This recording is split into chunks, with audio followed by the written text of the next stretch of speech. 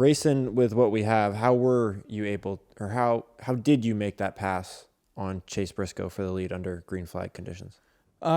Finally, our pace started slowing up enough to where I could work him over. And, again, when I talked about kind of how my technique is at Martinsville, I have to be patient, very, very patient with waiting until the lap time falls off to a certain number.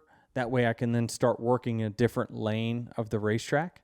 So I knew that our car was strong when it was Chase, Briscoe, Harvick, and then me, and we pulled away from fourth place by like a mile. And I was able to stay tucked up right near those guys. And I'm like, oh, if I get in front of them, they ain't coming back around me. Because if you can stay that close to the leader when he's in clean air and has that big of an advantage, that means your car is really, really strong. And so I worked over Harvick. I passed him when we had about 40 laps on tires, maybe 50.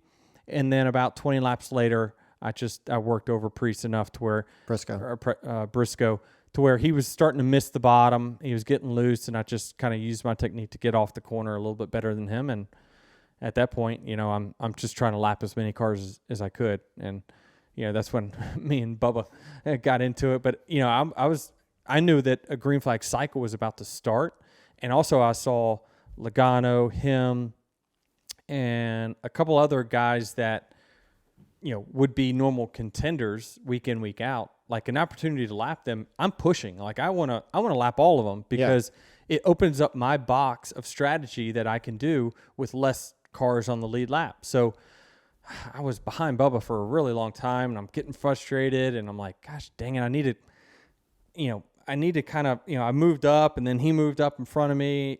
And I just did that for about 3 or 4 laps. I'm like, I got to dive it in here. And when I dove in, he came down, we hit, I knocked him up the track, and then he, for 4 straight laps, had my rear tires off the racetrack. And I told him afterwards, I'm like, listen, if you wanted to hit me, that was fine for like once or twice, but like eventually you got to get off my ass. I am the leader of the race, and so, it's just a situation where he's fighting because he knows how important it is to stay on the lead lap, and I am fighting to put all these guys a lap down. How important it is to put them a lap down. Yeah, because I didn't get it done, and then I think I passed the 22 and lapped him, and then bam, caution comes out or something like that. All those guys. Yeah, and like I could have had him a lap down where then we wouldn't have had to deal with them later. Yeah, I think everyone's probably watching that race and be like, man, Bubba's racing you so hard. You're his team owner. He should let you go.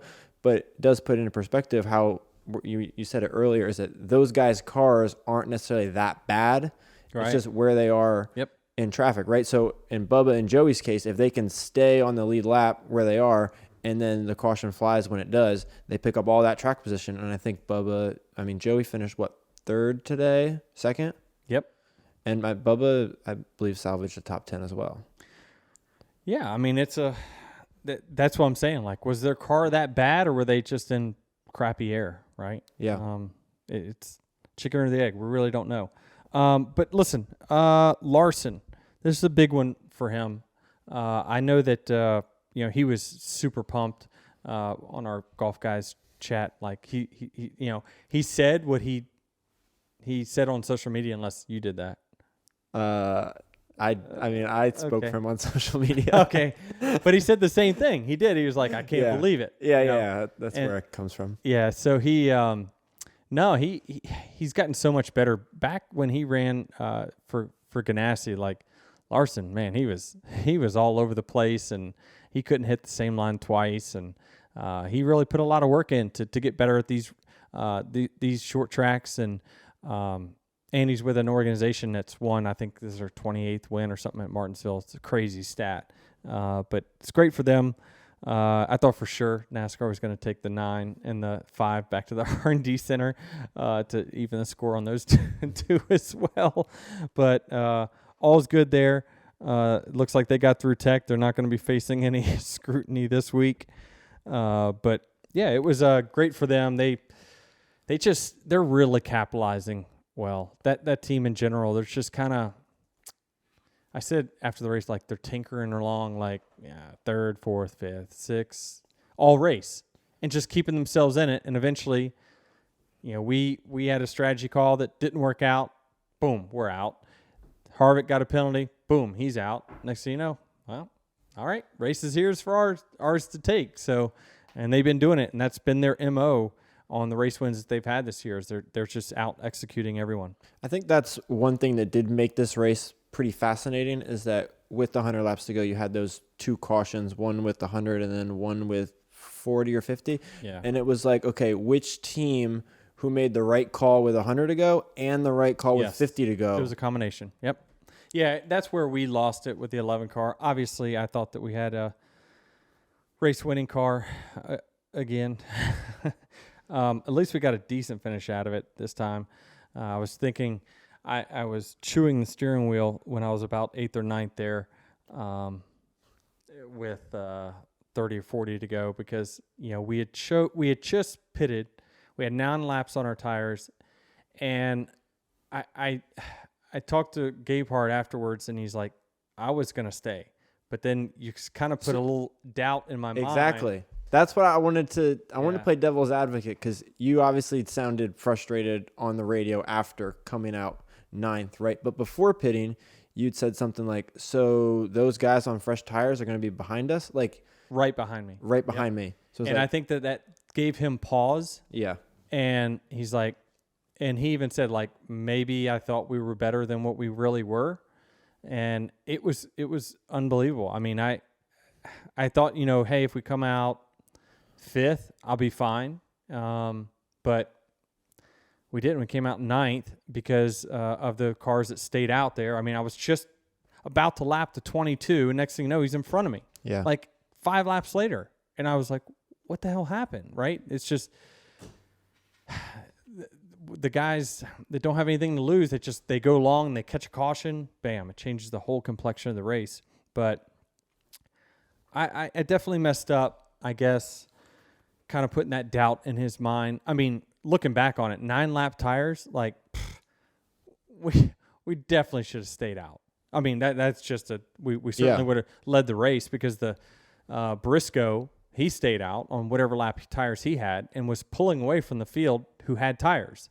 And so with 9 laps on our tires, no doubt, as fast as our car was, we were going to at least be pitting from the lead going into the last pit stop instead of 9th. And we just decided to stay out, which was actually a saver for our race for a top 5, because, that was a super aggressive call. I was really worried about it. I had new tires right behind me, right beside me. And with 30-lap tires, we were able to hold them off. I mean, our car was strong, and Joey finished 2nd on old tires. So it just, we